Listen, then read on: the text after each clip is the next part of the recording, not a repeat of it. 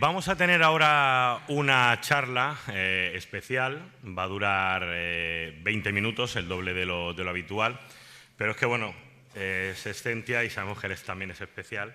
Y, por ejemplo, voy a hacer una pequeña presentación, que ya la hemos hablado de Escentia y yo, y os voy a recordar, por ejemplo, a los que no lo sabéis, que el año pasado Escentia se rompió una pierna, etcétera. No sé a quién se le ocurre con su edad ponerse a hacer lo que hizo. Hacer deporte. Gente. Decían que era bueno para la salud. Decían que era bueno. Hay tantas cosas. Él sabe que dicen tantas cosas que son buenas y luego no. Y no se operó a propósito porque hubiera perdido la oportunidad de venir el año pasado aquí. Dice, voy a esperar a que me operen a venir. Este año, esta charla que vais a ver, le ha costado 2-3 viajes, una media de 2.000 kilómetros en tren, hasta que tengamos el motor Warp, él va en tren. Es de Murcia. Es de Murcia. Ha hecho varios viajes solo para preparar exclusivamente esta charla, se ha hecho 2.000 kilómetros. En 2 viajes dice su mujer que tú me estás engañando, no, tú estás haciendo algo raro porque eso... Y, como siempre, bueno, sabéis que él nos quita un montón de patrocinadores cada vez que habla. Y, sin embargo, esta charla es muy probable que os sorprenda, como nos ha sorprendido a los que ya lo conocemos, a José Manuel López Nicolás. Con todos ustedes, Escentia.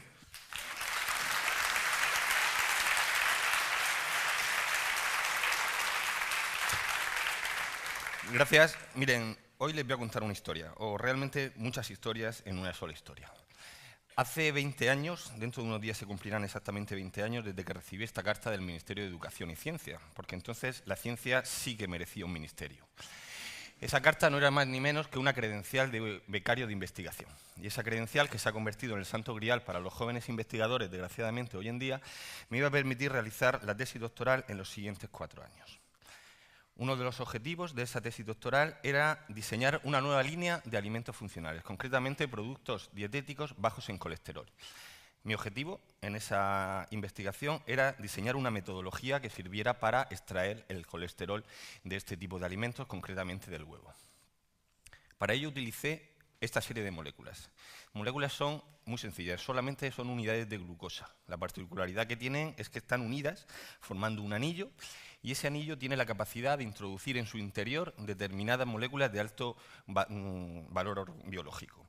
¿Con qué objetivo? Pues bien para proteger ese compuesto que introducimos en el interior y diseñar, por ejemplo, algunos fármacos que permitan, al ser protegido, llegar intacto al sitio del organismo donde quiere realizar su función, o bien extraer compuestos tóxicos de algunos productos, como podía ser el colesterol de los huevos. Durante 4 años me pasé haciendo lo que ahora llaman peyorativamente la investigación básica de ese tipo de experimentación.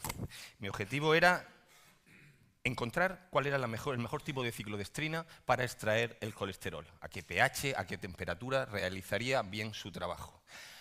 Diseñé ciclos, formulé hipótesis, fórmulas, todo lo que ven ahí. La investigación básica, incluso sorprendentemente, fue publicado en algunas buenas revistas del campo de la bioquímica.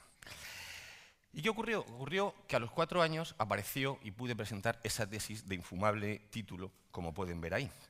Bien, esa tesis para mí fue un orgullo. Fue un orgullo, pero luego empecé a dudar de ella. ¿Por qué?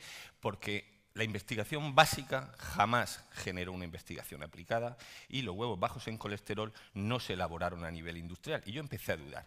Incluso cuando escuché a algunos amigos que te decían aquello de que sí, que realmente había perdido el tiempo. Había perdido el tiempo porque nunca, todo el trabajo de 4 años, no se había traducido en nada. Incluso hubo quien me dijo, un gran amigo, me dijo que había tirado el dinero público, que me había llegado a través de las becas de investigación y a través de los proyectos a los que estaba asociado. ¿Y qué ocurrió? Que en ese momento, y como me había afectado porque estuve, se me acercó mi jefe. Y mi jefe me cogió y me dijo, adelantándose al tiempo, él sabía lo ministro que iba a haber posteriormente, me habló de algo. Y me habló de la falacia de la investigación rentable. Y mi jefe, lo que me comentó, dijo, mira, José, para que determinados experimentos puedan ver la luz, tienen que haber debajo de ellos muchísimos otros experimentos que nunca verán la superficie, pero que ayuden a sustentarlo. Incluso experimentos que salgan negativos, y todos ellos sumarán para que algo vea la luz. A mí aquello me gustó. Me gustó, pero es que además me dijo, José, voy a ir un poquito más allá. Y me habló de Newton. Y él me dijo que Newton, cuando empezó a entender el movimiento lunar, ni se le podría imaginar por la cabeza su importancia, los satélites de comunicación, en la carrera espacial ni nada. Y me habló de Fleming. Y él me dijo que Fleming descubrió la penicilina en 1929. Y en ese momento, incluso por la comunidad científica, la penicilina fue un descubrimiento banal, sin ninguna importancia. Pero todo el mundo sabe la importancia que tuvo en la Guerra Mundial. Y me dijo algo de este señor, de Santiago Ramón y Cajal, el mismo que ahora mismo se estará revolviendo en su tumba cuando sepa lo que está ocurriendo con los contratos que llevan su nombre.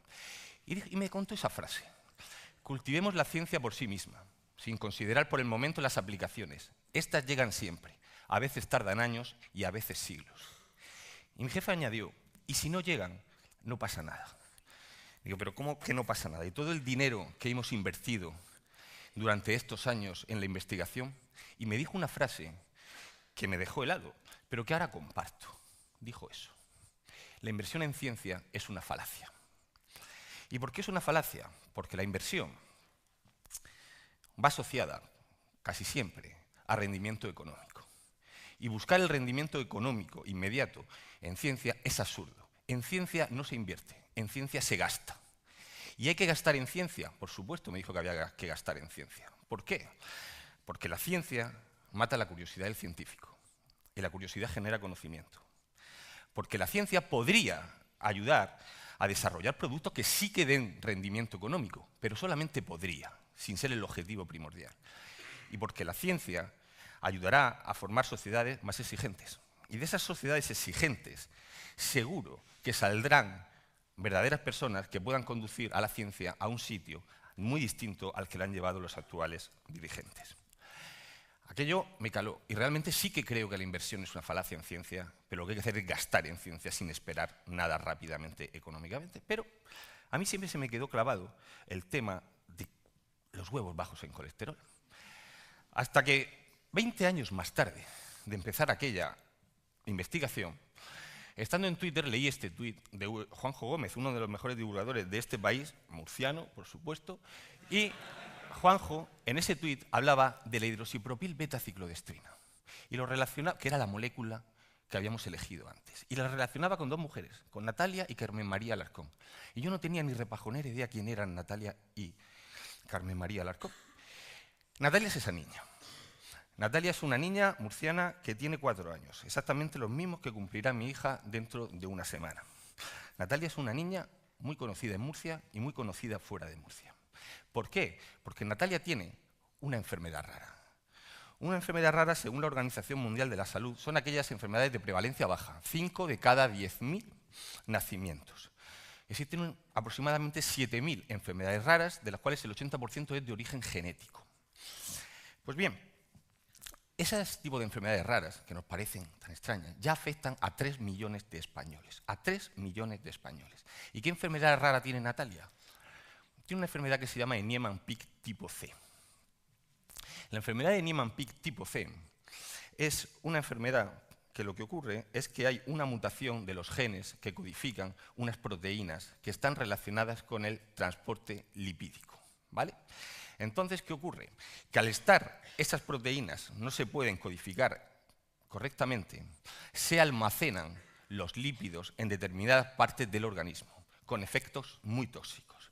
Se almacena en el bazo, se almacena en el hígado, se almacena en el cerebro, y da lugar a una serie de síntomas, síntomas como los que tienen ahí: torpeza, ataxia, disfagia, cataplegia, epilepsia, etc. Lo grave también de este tipo de enfermedad es que incide de una forma, en muchísimos casos mortal, en niños de muy corta edad. A Natalia, sus padres le descubrieron este tipo de síntomas a los pocos meses de nacer. Sin embargo, no fue, sorprendentemente, hasta los 2 años cuando le diagnosticaron que tenía este tipo de enfermedad. ¿Por qué? No lo sé. Pero la respuesta que le dieron a los padres fue que no se sabía prácticamente casi nada, que la investigación era casi nula en este tipo de enfermedad y que, con esas palabras, lo único que podían hacer era esperar. Y en ese momento entra a formar parte de esta historia que les estoy contando la segunda mujer protagonista de ese tuit. La segunda mujer es Carmen María Alarcón. Carmen María Alarcón es la madre de Natalia. La madre de Natalia ha hecho una lucha como la que estoy absolutamente convencido que haríamos cada uno de nosotros por su hija. Lo que pasa es que ella ha llegado lejos. Ha llegado a programas de televisión muy conocidos, como los que ven ahí. Ha llegado a las autoridades políticas regionales, al Congreso de los Diputados, organiza eventos, absolutamente de todo, por intentar ayudar a su hija. Pero aquí estamos en un evento de divulgación científica. Y lo que más me ha sorprendido a mí de esta mujer, de las veces que he ido a hablar con ella, de los viajes, como comentaba Javi, es que sabe de la enfermedad casi tanto como muchísimos especialistas. ¿Y qué es lo que hizo? Pues metiéndose en el origen de la enfermedad, se encontró que en Estados Unidos habían dado un tratamiento a dos niñas gemelas que tenían la misma enfermedad, Niemann-Pick tipo C. Cuando se enteró de ello, Carmen María lo que hizo fue intentar que algún hospital en España le diera ese tratamiento a su hija de 4 años. Llamó a la puerta de muchísimos hospitales, la mayoría de ellos se la encontró cerrada porque no se atrevían con ese tratamiento. Hasta que uno dijo que sí, del Hospital de la Zarzuela, en Madrid. Lo que ocurría es que, para ello, la condición que le pedían era que la madre de Natalia consiguiera de la Agencia Europea del Medicamento la autorización para poder darle ese tratamiento, porque era la primera vez en Europa que se le iba a poder dar a una niña. Lo hizo y, sorprendentemente, lo consiguió ella sola y con ayuda de poca gente. La Zarzuela cumplió y elaboraron una serie de protocolos para llevarlos a la Agencia Española de Medicamentos y Productos Sanitarios. Dio el permiso para el uso de un tratamiento farmacológico como medicamento compasivo y empezó el tratamiento. Bien, ¿qué tratamiento es el que estoy hablando? El tratamiento que estoy hablando lo tienen ahí. La Agencia Europea de Medicamentos autorizó el tratamiento para la enfermedad de Niemann-Pick tipo C con hidroxipropil beta-ciclodestrina. Esa hidroxipropil beta-ciclodestrina es la que ustedes están pensando. Es ese producto que tienen ahí, exactamente el mismo que hace 20 años se seleccionó como la ciclodestrina óptima para extraer el colesterol de los huevos y que jamás llegó a aplicarse. Y ahora lo que están haciendo es introducir la ciclodestrina intracatecalmente en el cerebro de Natalia para extraer ese colesterol que estaba acumulando. Eso es lo que ocurre en el cerebro de Natalia. Y es exactamente lo mismo que ocurría en la yema del colesterol. Estamos hablando, en verde pueden ver una molécula de ciclodestrina. Lo que tiene encapsulado dentro es el colesterol. Al encapsularlo aumenta su solubilidad, por lo cual puede ser transportado y esa mutación genética que había antes empieza a solucionarse el problema. ¿Significa lo que le estoy diciendo que esta aplicación actual en esta enfermedad es consecuencia directa de aquellos trabajos de hace 20 años? No. Es consecuencia de ese trabajo y de muchísimos más trabajos realizados por científicos de muchísimas disciplinas. Han intervenido farmacéuticos, médicos, bioquímicos, biotecnólogos, químicos, biólogos, etc. Lo que me lleva a mí a las dos primeras conclusiones de la charla. La primera, que el trabajo multidisciplinar es absolutamente fundamental, y la segunda, incluso más importante, que por favor acabemos con la falacia de la investigación básica y de la investigación aplicada. Existe un solo tipo de investigación, buena o mala, pero es la que existe. Y separar ese binomio es absurdo cuando la investigación aplicada jamás podría originarse sin la investigación básica. Bien, problema solucionado. Veamos. Miren, yo no sé lo que ustedes hubieran hecho. Estoy seguro que lo mismo que yo. Yo cogí y dije, tenía la oportunidad de ir a primera línea de batalla a observar realmente lo que estaba ocurriendo con una molécula, que es la con la que llevo ligado 20 años, para un tratamiento que ni se me podía pasar por la cabeza cuando empecé a trabajar en ello y que estaba ayudando a una persona, a muchas personas, etc. Y sí, y me fui a primera línea de batalla y he realizado una serie de viajes, que es lo que comentaba Javier, lo llamé y dije que el primer sitio donde quería contar esta historia era aquí, en Naucas. Allí me fui ¿a qué? A reunirme con el equipo médico que la estaba tratando. ¿Y qué es lo que me contaron? Me contaron que Natalia tiene que ir cada 15 días de Murcia a Madrid en un tren de ida y vuelta a que le inyecten en la cabeza lo que ustedes han visto. Afortunadamente se ha visto que no existe toxicidad o no ha aparecido toxicidad en ningún tipo de organismo. Todo parece que va bien. ¿Y qué resultados se han obtenido? Pues lo primero fue frenar la caída de la enfermedad. Y la caída de la enfermedad se ha frenado. También se ha visto que ella tenía problemas de devolución de alimentos que se están solucionando, está comenzando a hablar, sus problemas auditivos se están solucionando, Natalia sigue postergada en una silla, cada vez va más erguida, disminuyen los episodios de cataplegia y por fin ha podido ser escolarizada. Alegría, sí. ¿Hemos acabado? Por supuesto que no. ¿Y ahora qué? ¿El objetivo cuál es? El objetivo es únicamente convertir este tipo de enfermedad en una enfermedad crónica. ¿Estamos lejos de eso? Sí. ¿Qué hay que hacer? Seguir investigando. Porque no se sabe lo que va a pasar ni el día de mañana. En Estados Unidos acaba de empezar el primer tratamiento clínico en niños en el 2013 que tienen este tipo de enfermedad. ¿Y en España qué hacemos? Pues en España hacemos cosas bastante curiosas. Miren, estoy absolutamente de acuerdo, es absurdo plantearnos esto, estoy en contra de los recortes en investigación, lo que no quiere decir que esté a favor del discurso lacrimógeno que a veces damos por parte de la ciencia. Ahora bien, también los científicos debemos entonar un mea culpa en algunas cosas, porque sí, hay cosas que no las hemos hecho bien.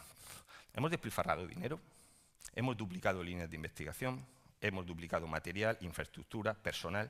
¿Significa eso que no tienen que haber muchos grupos de investigación trabajando en lo mismo? Pues claro que deben haber, pero ojo, trabajando en colaboración y optimizando recursos. Y ustedes estarán pensando, bueno, si nos estaban hablando de investigación básica, de investigación aplicada, de la enfermedad rara, de este caso de la ciclodestrina, ¿por qué habla ahora mismo José de optimización? Porque si hay un sitio donde realmente se ha trabajado bien en España, colocándonos en la línea puntera en Europa, y donde la optimización ha desempeñado un papel fundamental, es en el campo de las enfermedades raras. No sé si conocen este centro. Les puedo asegurar que no tengo la más mínima relación con él, ni lo he visitado nunca. Es el CIBERER. El CIBERER es el Centro de Investigación Biomédica en Red de Enfermedades Raras. Bien, ese centro coordina 60 grupos de investigación que se encuentran distribuidos por toda España, de universidades, del consejo, hospitales, etc. Relaciona casos, porque aunque sean 7.000 enfermedades raras, todas tienen un origen, o muchas de ellas muy parecido, manda material de uno a otro, un caso en Murcia, otro en Cádiz, otro en Lugo, otros en Europa, y lo ha convertido como uno de los centros punteros en enfermedades raras en este país y en todo el mundo. Bien, CIBERER se está desmantelando. Grupos de investigación empiezan a caerse, incluso hay personal que ya empieza a abandonar el CIBERER. ¿Eso qué está haciendo? Frenar la investigación en enfermedades raras, ir hacia atrás y encontrarnos situaciones realmente surrealistas como esa. Miren, estoy totalmente orgulloso de vivir en un país donde haya personas como esa, investigadora del Consejo, que tengan los santos cojones, y con perdón, de ir a un programa de televisión a conseguir dinero para investigar en enfermedades raras. Estoy totalmente orgulloso, pero también se me cae la cara de vergüenza de vivir en un país donde se tenga que ir a Atrapa a 1 millón a conseguir dinero para realizar este tipo de investigaciones. Miren, hace unas semanas, en otra sede de la UPV, un gran divulgador y amigo, Surso Mariño, me hizo una pregunta. Me dijo, José, ¿te ha merecido la pena de verdad el esfuerzo, los viajes a Madrid, el gasto, todo, para preparar la charla de Naucas? Y le dije, mira, Surso, te contestaré hoy aquí, en el Paraninf.